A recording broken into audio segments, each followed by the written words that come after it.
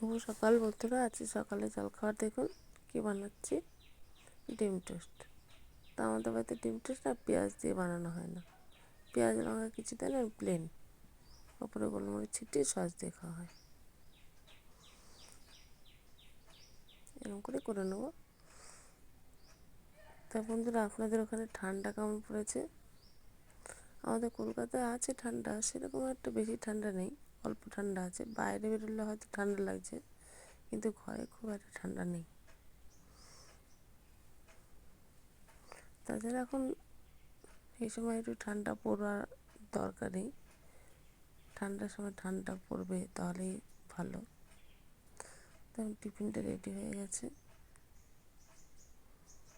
একটু গোলমরিচ গুঁড়ো ছিটিয়ে সস দিয়ে দেবো। ভালো লাগে কিন্তু এই টিফিনটা খেতে, না? আমার তো ভালো লাগে, আপনাদের কেমন লাগে বলবেন।